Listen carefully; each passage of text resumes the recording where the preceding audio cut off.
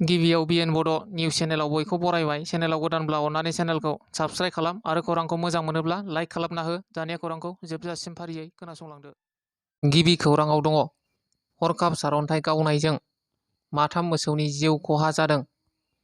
बाक्सानि बाथाबारि दिंखियाबारि गामिनि निरन बसुमतारी मुंनि सासे आबादारिनि माथाम मोसौआ थांनाय मैयानि मोनाबिलि समाव हरखाब सारअन्थाइ गावनायजों जिउ खहा जादों होननानै मिथिनो मोननाय जादों।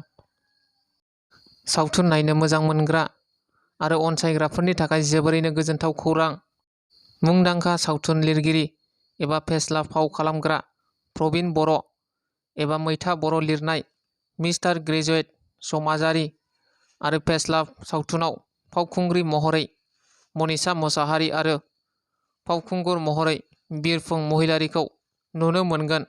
बे सावथुनखौ 2023 मायथाइनि सेप्तेम्बर दानाव रिलिज खालामगोन होननानै खौरांनि गेजेरजों मनीषा मोसाहारिया मिथिहोदों। बेनिखायनो बे सावथुनखौ अनसायनो आरो नायनो थाखाय बयखौबो खावलायहरदों आरो सोरबाफोर जायगायाव दिन्थिहैनो गोसोब्ला थोंजोङै जगाजग खालामनो हागोन। जानबुं अनजिमा 8135973059 आरो गुबुन मोनसेबाव 6003387084। गावनि आंगो असे बिसिखौ बुग्लिना होसोहरनानै हिनजाव गदाय लादों। गरामारा बिसिडिसिनि चेयारमेन लंफट राजेश नार्जारिया बाक्सा जिल्लानि 21 नं सालबारि बियाबनि सिङाव थानाय रुपहि गरामारा बिसिडिसिनि चेयारमेन लंफट राजेश नार्जारिया गावनि आंगो बिसिखौ बुबाय थानानै अयथासार खालामनायनि जाहोनाव न'निफ्राय खारनो गोनां जादों। बे खारनाय सुबिदाखौ लानानै क'क्राझारनिफ्राय गुबुन हिनजाव गोसो थोना लाबोदों।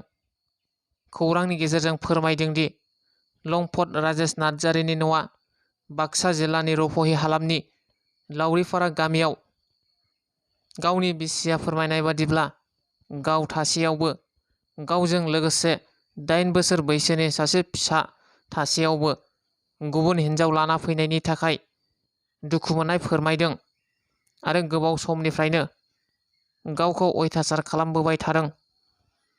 सिखा रुवा बायदिजों दाननो नागिरनाय, जानो लोंनो सुख गैयै, दै गुदुंजों सारनानै अयथासार खालामबाय थायोमोन।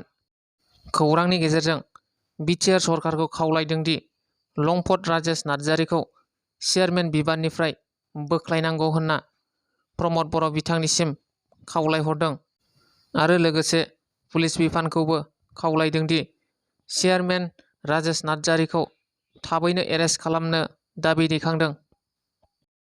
तामुलपुर महकुमानि एनके दारांगा मेलानि मैनाहालियाव इभेक्सन खालामनो थाखाय गं 210 नखरफोरखौ 15 साननि गेजेराव बे जायगानिफ्राय जायखारनांगौ होननानै बाक्सा जिल्ला हाग्रा बिफाना फोसावनानै होनायनि उनाव एबिएमसुखौ खुद्रिसारनाय नुबाय थादों आरो मैया 25 जुलाइ खालि बे एभेक्सन जानो गोनां जायगायावनो बिपिएफ राजखान्थि दोलोनि मोनसे हानजायाबो नुजाथिदों।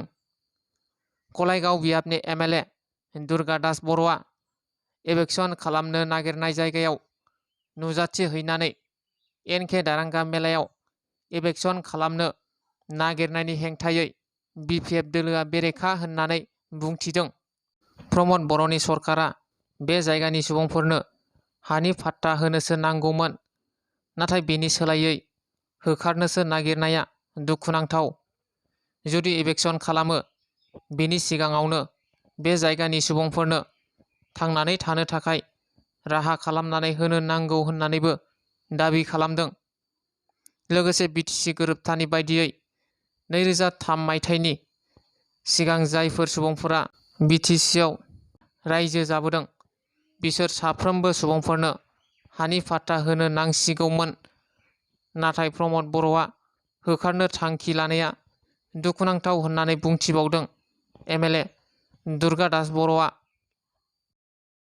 इउएसए हादरनि doctor A E. Dinapoli professor of religion Texas Christian University बिथाङा मैया उदालगुरि जिल्लानि जग्गालयाव ब्रह्म धोरोमनि सोमोन्दै मिथिनो आरो नायबिजिरनो फैदों आरो लोगोसे जग्ग आवाथिबो होफादों। बिथांखौ ब्रह्म धोरोमनि आइमोनहा बर' दख'ना गानहोदों। जर'खायै आइजोफोरनि बिहोमानि सायाव बांसिनै नोजोर लाखिनानै नायबिजिरनायखौ बिथाङा मिथिहोदों।